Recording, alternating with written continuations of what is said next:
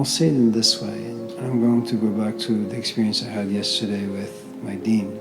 I've been in education for a long time, and whenever there was a case of a student complaint, I would get a little concerned, a little worried.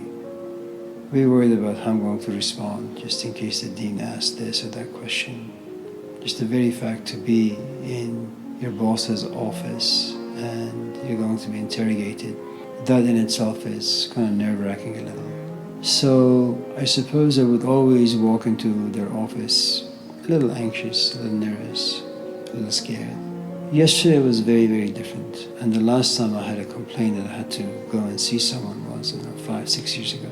And it was different because I actually didn't care. And I looked at the dean and I told her I don't really care. I don't care about education.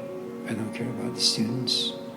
I don't care about the SLOs, the PLOs, the ILOs, and all the LOs that they want to put. I don't care about her perspective.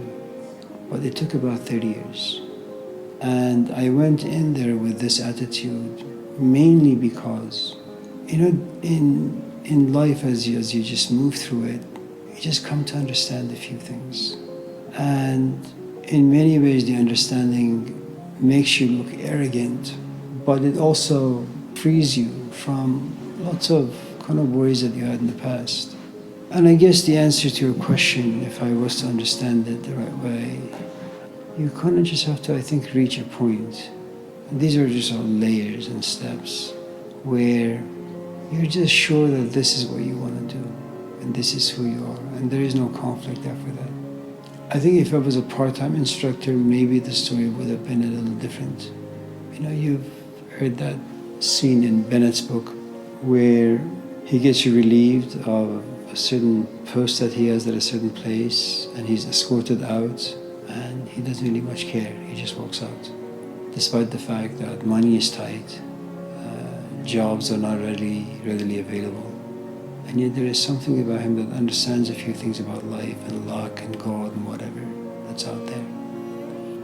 Married people are funny people.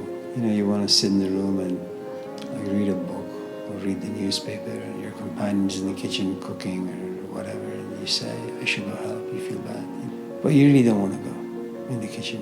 You really want to stay in your room, just play video games, whatever. But you're just a novice when it comes to that particular aspect of the relationship. So eventually you kind of close shop, walk in the kitchen and start brooming the floor, pretending that you're helpful. 30, 40 years of marriage have to pass, and then your spouse is in the kitchen cooking away and you're sitting on the sofa reading a book. She's there or he's there and you're on the sofa. You won't move an inch. You're sitting on the sofa and you're reading a book. And you don't really care what she thinks or he thinks. But it took 30 years. I suppose you could look at this in a very Gurdjieffian way. Observe the yeses and the nos, the conflicts, the negative and the positive emotions. The other thing is, you're reading a book that talks about superhuman effort. You're tired, you want to stay on the sofa, lay down. And as you're doing this, all of a sudden you remember that a couple of days ago you read somewhere, Maurice Nicole or Ouspensky or Bennett or Gurdjieff had mentioned that you're tired, your body wants to lay down and relax, and that's the time where you need to get up and do something that your body doesn't want to do. And that's like conscious suffering.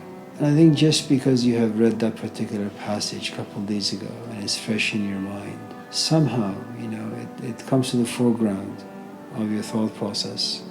You just want to rest for 10 minutes. And it's like you're being attacked by this demon. You kind of feel bad for a very natural thing that your body desires, which is I just need rest for 10 minutes. And then the conflict begins.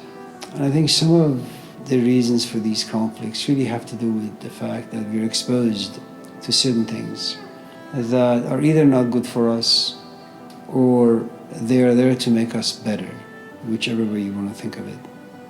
I'm sure if I had never read Tazkiratul Awliya, which is the book of saints in the Islamic tradition, I would have never, ever in a million years fast for 50 days. I would never during winter time not have any covering over my body, so I could freeze and then wake up and do some exercises. And it's really all because of these ideas making you feel bad for the human that you are, and they push you towards being something else. And it's great if you can kind of somehow work through the struggle and not eventually be demolished by them. But a lot of it really has to do with exposure, and it's always nice when you're able to work within a community of people who are doing the same thing. Intentions may be different, but at least on the surface. You know, when I used to fast, all of us were living in Zinfandel with my parents, and at like 3 in the morning, 7 people would wake up. You know, the Quran would be in the background, and there's your mom in the kitchen, there's your dad, you know, and he's like reading passages from the Quran or some book. And we had a friend, Gene Coffey, who would always be around. And you realize that it's really so much fun to wake up at 3 in the morning and everybody's sitting. And then you go to the car wash, and then you would come home and everybody breaks fast together. I think if you're able to give your conflicts a certain purpose, they become valuable. Conflict just for the sake of conflict, I don't think it does anything. You know, but you have to be able to catch yourself. You know, you really want to like express your anger. When you catch yourself, you begin to observe the emotions, and you're always tempted to lash out. Then again, you catch yourself. That's a good place to be.